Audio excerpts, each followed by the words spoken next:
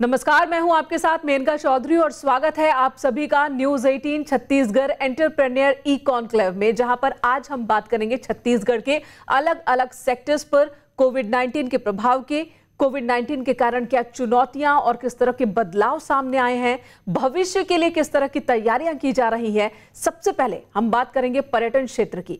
छत्तीसगढ़ में पर्यटन के क्षेत्र पर कोविड-19 का क्या प्रभाव पड़ा है और छत्तीसगढ़ में पर्यटन की क्या संभावनाएं हैं, इन बिंदुओं पर बातचीत करने के लिए इस वक्त हमारे साथ जुड़ रहे हैं ट्रिप्स एंड ट्रिपर्स रायपुर के फाउंडर श्री जितेंद्र कुमार साहू।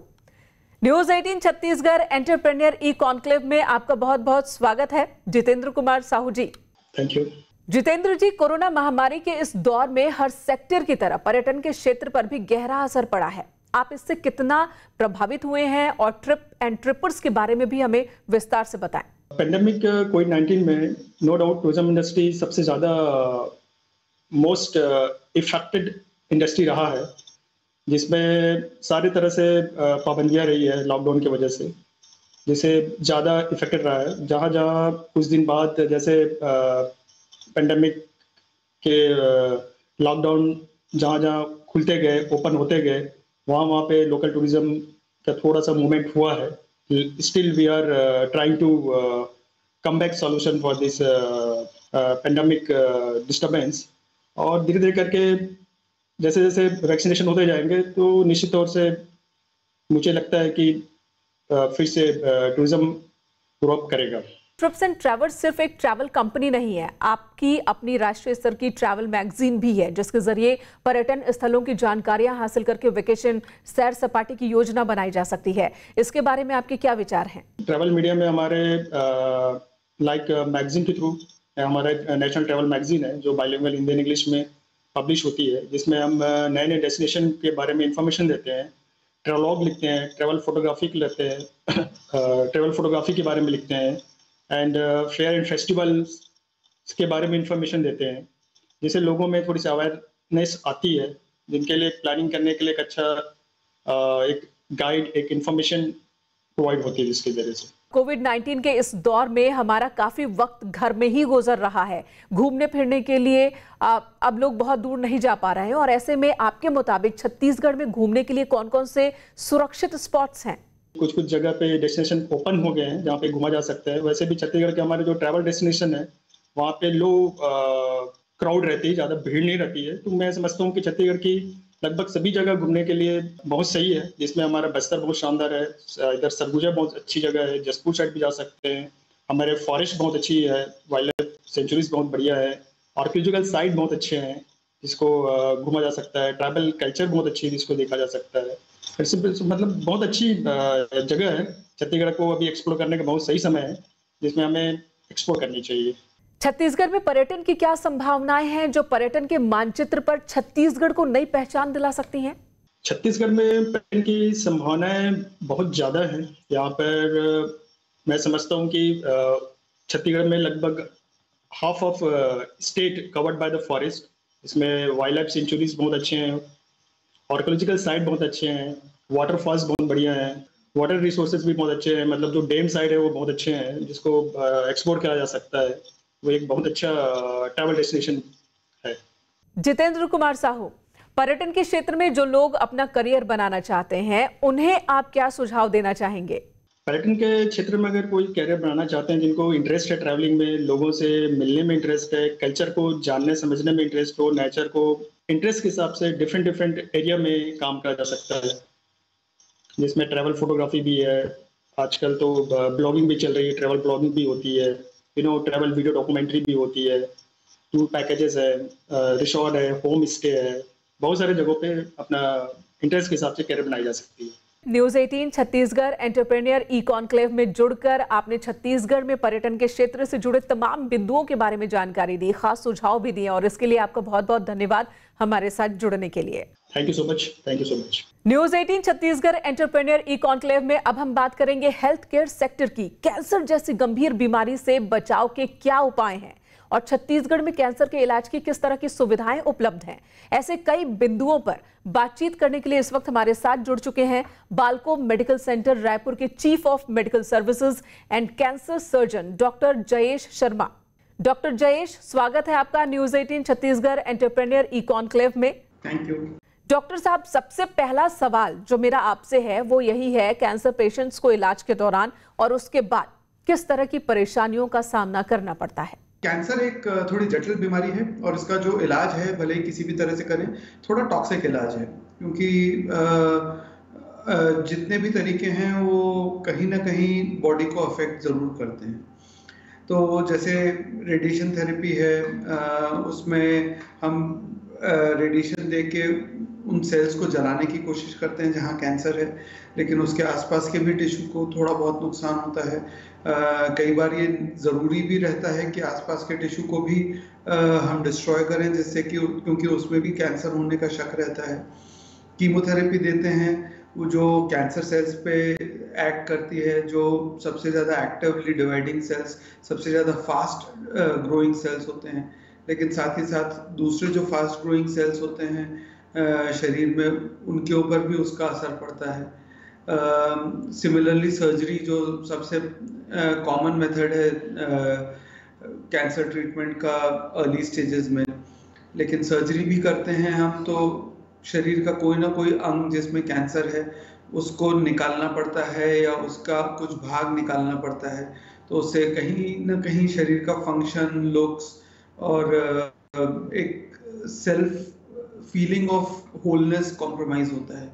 तो ये तकलीफें तो हैं, मैं फिर भी कहता हूँ कि कैंसर इन सबसे बहुत बड़ी तकलीफ है और कैंसर का इलाज करना और कैंसर को ख़त्म करना सबसे ज़्यादा ज़रूरी है, लेकिन ये तकलीफें भी कहीं ना कहीं आती ही हैं हमको। बालकुम मेडिकल सेंटर में कैंसर के इलाज के लिए किन किन बेहतर तकनीक और सुविधाओं का इस्तेमाल किया जा रहा है? हमारी जो कैंसर की ट्रीटमेंट की टेक्नोलॉजी है, भले ही वो सर्जरी हो, कीमोथेरेपी हो, रेडिएशन हो, पूरी तरह से ट्रांसफॉर्म हो गई है। पेट के अंदर के ट्यूमर्स के लिए ज्यादातर और छाती के अंदर के ट्यूमर्स के लिए बिना चीरफाड़ किए सिर्फ एक सूक्ष्म छेद बनाकर उसमें से सर्जरी करके और पूरा का पूरा बीमारी निकाल पा रहे हैं हम। मुंह और जबड़े के जो कैंसर होते हैं वो पहले काफी ज्यादा हमें मुंह को डिफॉर्म करना पड़ता था, और आज तो ये भी टेक्नोलॉजी अवेलेबल है कि चाहे तो वो दांत जो निकलते हैं सर्जरी के दौरान, वो भी अगर मरीज चाहे तो दोबारा लगाए जा सकते हैं। उसी तरह पेट के ऑपरेशन में जैसा एक पहले सर्जरी के पहले जो फ्लो था, जिस फ्लो में खाना जा रहा है, उस फ्लो को हम दोबारा बना सकते हैं बिना चीरफाड़ किए। इसी तरह कीमोथेरेपी में अभी हमारे ज़्यादा से ज़्यादा टारगेटेड थेरेपीज आ रहे हैं। ज़्यादा थेरेपीज वो आ रहे हैं जो ढूंढ के सिर्फ उस कैंसर सेल को नष्ट करते हैं। रेडिएशन के टेक्नोलॉजी इतने इम्प्रूव हो गए हैं कि एक एक मिलीमीटर के प्रिसीजन से हम सेल को टारगेट कर सकते हैं। हर जगह से जो लोग आ रहे हैं, दूर दूर से भी आ रहे हैं, उन्हें हम ये सब टेक्निक्स यूज करके कैंसर से मुक्ति तो दिला ही रहे हैं, साथ ही साथ उनकी क्वालिटी ऑफ लाइफ, उनका जो जीवन की जो दिनचर्या है वो मेंटेन रहे, उसकी भी पूरी कोशिश कर रहे हैं। जी डॉक्टर जयेश, एक और सवाल है आपसे, जीवन शैली और खान पान में किन बातों का ध्यान रखा जाए ताकि कैंसर जैसी बीमारी से बचा जा सके?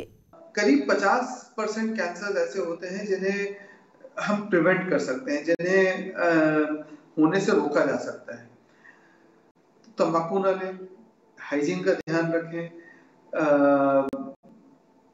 खाना सात्विक खाना खाएं और सात्विक लाइफस्टाइल अपनाएं। हर तरह के व्यसन से दूर रहें, टोबैको, अल्कोहल, इनसे दूर रहें। एक रेगुलर एक्सरसाइज करें।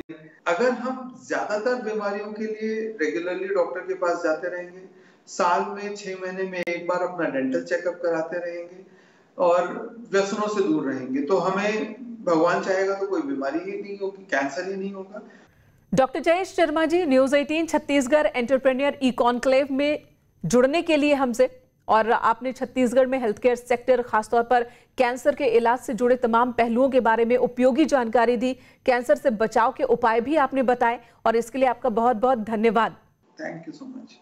News 18 Chhattisgarh entrepreneur E conclave में अब हम बात करेंगे महिलाओं के स्वास्थ्य के बारे में। महिलाओं में कौन कौन से प्रकार के कैंसर रोग होते हैं और अलग अलग बीमारियों के इलाज में कितनी कारगर है होम्योपैथी, ऐसे कई बिंदुओं पर बातचीत करने के लिए इस वक्त हमारे साथ जुड़ चुकी हैं doctor Thakur. Women and child homeopathy clinic Raipur की डायरेक्टर हैं डॉक्टर सृष्टि Thakur. News 18 Chhattisgarh entrepreneur E conclave में आपका बहुत बहुत स्वागत है डॉक्टर सृष्टि ठाकुर जी। धन्यवाद। सबसे पहले आप बताएं हमें महिलाओं में कैंसर के अलग अलग प्रकार और जटिलताओं के बारे में कि आखिर किस किस तरह के कैंसर की समस्या महिलाओं में ज्यादा है। महिलाओं में जुड़े हुए कैंसर जो है वो 3 से 4 प्रकार के सामान्यतः देखे जाते हैं। सबसे सामान्य प्रकार का कैंसर जो है वो सर्वाइकल कैंसर होता है। दूसरे प्रकार का कॉमननेस में यदि मैं दूसरे प्रकार की बात करूं तो वो है ब्रेस्ट कैंसर, थर्ड है यूट्रस का कैंसर और फोर्थ है ओवरीज का कैंसर। तो कैंसर में सबसे कॉमनली इंडिया में महिलाओं में पाई जाने वाली कैंसर की बीमारी होती है सर्वाइकल कैंसर की बीमारी। और सर्वाइकल कैंसर जो है वो 100% क्योरेबल है if the cancer is detected early. शुरुआती लक्षण में बदबूदार सफेद पानी के साथ यदि कोई महिला 40 की उम्र के बाद आती है तो उसको सिम्टोमेटिकली कभी भी ट्रीट नहीं करना चाहिए या करवाना चाहिए।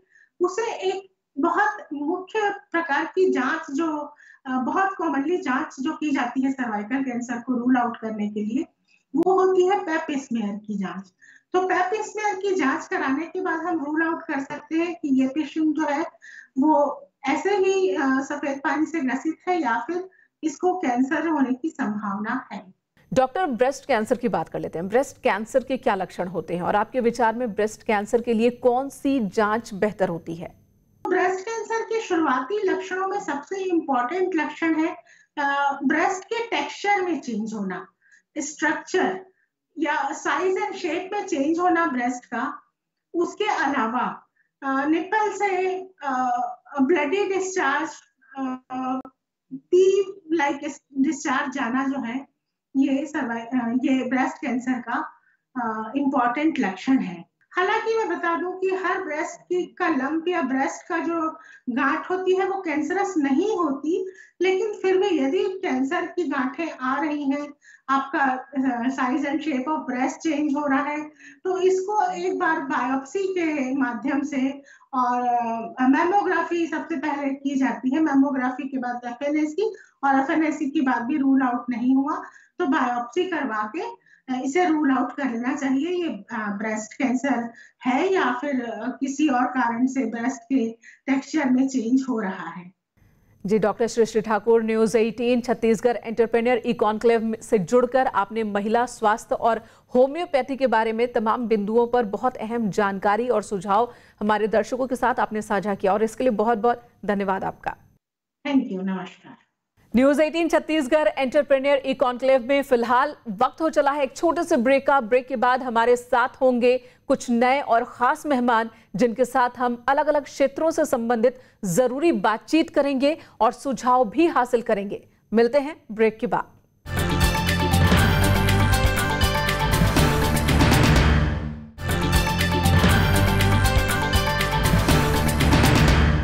ब्रेक के बाद स्वागत आपका एक बार फिर से। आप देख रहे हैं news 18 Chhattisgarh entrepreneur E conclave, जहां हम बात कर रहे हैं छत्तीसगढ़ के अलग अलग सेक्टर्स पर कोविड-19 के प्रभाव, बदलाव और तैयारियों की। अब हम बात करेंगे आयुर्वेद की और बातचीत के लिए हमारे साथ जुड़ गई हैं श्री श्रेयान आयुर्वेद रायपुर की director doctor Pallavi Kshirsagar. News 18 Chhattisgarh entrepreneur E conclave में आपका बहुत बहुत स्वागत है doctor Pallavi Kshirsagar. Thank you. कहते हैं कि आयुर्वेद में छिपा है बेहतर स्वास्थ्य का खजाना, तो सबसे पहले तो आप हमें यही बताइए कि आयुर्वेदिक हेयर थेरेपी क्या है? एक्चुअली हेयर थेरेपी इसमें यानी हेयर की यानी स्काल्प का रीजन आता है। स्काल्प ये भी एक स्किन है, तो ये एक यानी स्किन डिसीज में ही आ जाता है। तो उसमें हेयर थेरेपी में यानी हेयर फॉल हो या नहीं तो बाल्डनेस हो यानी ग्रोथ ही नहीं हो रही है, ग्रेइंग हो रही है, उसके लिए हम लोग हेयर थेरेपी करते हैं। हाँ, ये चीजें हैं इन साइकिल करनी पड़ती है, यानी एक बार किया कि हो जाता है ऐसे नहीं, ऐसे हमें 3 से 4 साइकिल्स करने पड़ते हैं तो हमें अच्छा रिजल्ट मिल जाता है। यानी हेयर फॉल हो या बाल्डनेस हो, हेयर ग्रोथ अच्छी हो जाती है, जो ग्रेइंग होना शुरू हो रहे हैं बालों का वो भी कम हो जाता है। तो ऐसे 3 से 4 साइकिल करने के बाद अच्छा रिजल्ट मिल जाता है। कोविड काल के दौरान हमने देखा लोगों का आयुर्वेद की तरफ रुझान तेजी से बढ़ा है और ऐसे में हमारे दर्शकों को बताइए कि पंचकर्म क्या है। पंचकर्म में 5 चीजें यानी वमन यानी एमएसएस क्रिया की जाती है। उसमें 7 दिन स्नेहन स्वेदन यानी मसाज टीम देती, 8वें दिन आपको यानी उल्टी की दवाई दी जाती है, उससे सब दोष बाहर निकाले जाते हैं उल्टी के द्वारा। और सेकंड है विरेचन यानी परगेशन। इसमें जो दोष है वो एनस थ्रू बाहर निकाले जाते हैं। इसमें भी 7 दिन स्नेहन स्वेदन यानी मसाज टीम की जाती है और 8वें दिन आपको ये जुलाब वाली यानी लूज मोशन द्वारा सब दोष बाहर निकालने के लिए दवाई दी जाती है। तीसरा है बस्ती है। बस्ती यानी एनिमा। एनिमा में तो आप लोगों ने यानी जो डिलीवरी के टाइम एनिमा दिया जाता है वो सुने हैं, मगर आयुर्वेद में तेल की काढ़े की बस्ती दी जाती है। और चौथा है नस्य। नस्य यानी नाक में दवाई छोड़ी जाती है। तेल छोड़ने की वजह से हमारे यानी सब साइनसेस है वो खुल जाते हैं। 5वां है रक्तमोक्षण है। इसमें लीच द्वारा भी ब्लड निकाला जाता है और सुई लगा के भी ब्लड निकाला जाता है। यानी ब्लड निकालते हैं यानी वो इम्प्योर ब्लड निकालते हैं। तो इम्प्योर ब्लड निकालने के बाद भी यानी वीकनेस बिल्कुल नहीं आता है कि उल्टा जो डिसीज है वो कम हो जाता है। यही सब पंचकर्म है। डॉक्टर पल्लवी, जब आयुर्वेद से संबंधित विभिन्न पद्धतियों की बात हो रही है तो हम जानना चाहते हैं कि गर्भ संस्कार क्या होता है। गर्भ संस्कार यानी वो जो पेट में पलने वाला बच्चा है उसको हम लोग संस्कारित करते हैं। यानी जो अभी समझो वर्किंग वुमन हो या हाउस वाइफ हो, वो सब लोग तो काम में लगे रहते हैं प्रेगनेंसी में भी, मगर हम लोगों का मन भी है वो बच्चे के ऊपर लाके शांत करके उसको क्या क्या हमें देना है वो प्रेगनेंसी में ही सोचना है और वैसी क्रिया करनी है। यानी वैसी क्रिया यानी डाइट हमारा भी बदलना चाहिए, क्योंकि हम जो न्यूट्रिशन लेते हैं, प्रेग्नेंट वुमन जो न्यूट्रिशन लेती है वही बच्चे को जाता है। तो डाइट के बारे में मैं बताती हूँ, डाइट के बारे में, और एक्सरसाइज क्या करना चाहिए वो भी बताती। एक्सरसाइज यानी प्रेग्नेंट वुमन को एकदम वार्म अप जैसे एक्सरसाइज रहता है। आसन भी है, कौन से ट्राइमेस्टर में करने हैं वो भी ठीक से बताती हूँ। और उसके अलावा वूम टॉकिंग वगैरह जो है वो भी किया जाता है। और कुछ गुड वैल्यूज है वो बच्चे को सुनाना है। आपने वो अभिमन्यु का सुनाई है, उसने गर्भ में रहते हुए ही जो चीजें सुनी वही उसमें आत्मसात की, तो वही चीजें हमें करनी है। जितने हम बेबी गर्भ में है यानी यूटेरस में है, तभी हमें जितना हम लोग संस्कारित कर सकते हैं उतना करना है। उसके वजह से वो फिजिकली, साइकोलॉजिकली, मेंटली फिट हो जाता है। आयुर्वेद की मदद से त्वचा रोगों से किस तरीके से हमें निजात मिल सकती है, बेहतर परिणाम किस तरह से मिल सकता है? पहले हम लोग मेडिसिन सिर्फ दिए तो मेडिसिन से लाभ नहीं होगा। पहले यानी कॉज जो है वो हमें हटाना पड़ेगा, फिर मेडिसिन दिए तो अच्छा असर पड़ता है। तो पहले कॉज क्या है वो देखना पड़ता है, क्योंकि स्किन ये सबसे बड़ा ऑर्गन है शरीर का। यानी शरीर का 65% है वो तो स्किन है। तो जो हम लोग खाते पीते हैं या कुछ कृमि है, विरुद्धाहार भी बताई हो, विरुद्धाहार में यानी जो दूध, फ्रूट या दूध, मांस आहार यानी नॉनवेज आहार एक साथ लेने से हो जाता है। वो अलग अलग लिया तो वो शरीर को फायदेमंद रहता है, मगर एक साथ लेने से बहुत बार स्किन डिसीजेस होते हैं। चाय के साथ भी, चाय के पहले लोगों को पानी पीने की आदत है, उसमें भी ठंडा गर्म हो जाता है। तो पहले मैं कॉजेस पे ध्यान देती हूँ और उसके बाद यानी जो इम्प्योरिटीज है, यानी हम लोग ब्लड इम्प्योरिटीज बोलते हैं, वो दूर करने के लिए हर्बल मेडिसिन दी जाती है। और उसके बाद भी पंचकर्म में भी उसमें स्ट्रेस रिलीफ के लिए पहले शिरोधारा की जाती है। कुछ कुछ धावन या धारा यानी हर्बल मेडिसिन के किए जाते हैं। उसके वजह से यानी स्किन डिसीज दूर करने में मदद हो जाती है। जी, डॉक्टर पल्लवी क्षीरसागर जी, news 18 Chhattisgarh entrepreneur E conclave में जुड़ने के लिए और आयुर्वेद से संबंधित उपयोगी जानकारी, सुझाव हमारे दर्शकों के साथ साझा करने के लिए आपका बहुत बहुत धन्यवाद। थैंक यू, धन्यवाद। News 18 Chhattisgarh entrepreneur E conclave में अब हम बात करेंगे चिकित्सा शिक्षा यानी कि मेडिकल एजुकेशन की। और बातचीत करने के लिए इस वक्त हमारे साथ जुड़ चुके हैं ISM फोकल पॉइंट रायपुर से MD urology and associate partner ISM focal point Raipur के डॉक्टर वरुण ताम्रकर। हमें बताइए कि भारत और विदेशों में चिकित्सा शिक्षा के स्तर में क्या अंतर है और किस तरह का अंतर है? अभी तक तो मैंने कहीं कोई अंतर नहीं पाया है, क्योंकि I studied here also, I studied outside of India also, I studied both the places. और दोनों जगह पे देखने पे क्लियरली समझ में आता है कि standard is always high there और बहुत अच्छा रहा है वहाँ पे। I spent almost more than 12 to 13 years studied there, तो समझ में आता है काफी अच्छी कंडीशन है, काफी अच्छा स्टैंडर्ड है वहाँ का। Doctor Varun, ISM focal point के कॉलेज कई देशों में हैं। महामारी के बीच बच्चों को विदेश पढ़ने भेजने के बारे में आप क्या कहेंगे? कितना सुरक्षित है ये? सारी की सारी सेफ्टी जो है it's up to our own hand कि हम कितना क्राइटेरिया और कितने जो भी आपके मापदंड हैं उनको फॉलो कैसे करते हैं, मास्क पहनते कि नहीं पहनते हैं, और सारी चीजें हम फॉलो करते हैं कि नहीं करते हैं। If you are following, if you are vaccinated, definitely we should go and we should study there. और जो छात्र विदेश में पढ़ना चाहते हैं, क्या उन्हें भी नीट 2021 देनी होगी?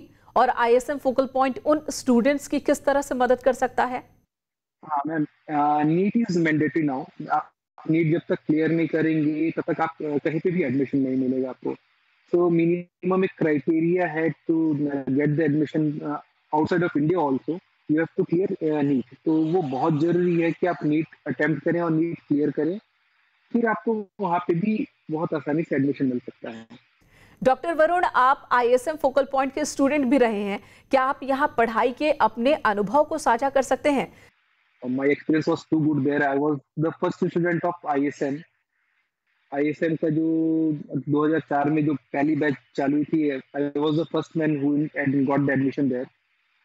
And still I am part of that institution. और अभी भी मेरा वहाँ सबसे कनेक्शन है, और it was a nice experience to be a part of that institution. और इसी के साथ news 18 Chhattisgarh entrepreneur E conclave का ये सेशन भी अब यहीं खत्म होता है। डॉक्टर वरुण ताम्रकर जी, इस सेशन से जुड़ने के लिए, मेडिकल एजुकेशन से जुड़े विभिन्न बिंदुओं पर बातचीत करने के लिए आपका बहुत बहुत धन्यवाद। Thank you so much ma'am, नमस्कार। News 18 Chhattisgarh entrepreneur E conclave के अनूठे मंच पर छत्तीसगढ़ में विभिन्न सेक्टर्स पर कोविड-19 के प्रभाव, बदलाव और तैयारियों के बारे में सार्थक चर्चा की गई। साथ ही कई महत्वपूर्ण सुझाव भी हासिल हुए। News 18 Chhattisgarh entrepreneur E conclave का हिस्सा बनने के लिए आप सभी मेहमानों का बहुत बहुत धन्यवाद। और इसी के साथ अब मुझे दीजिए इजाजत। नमस्कार।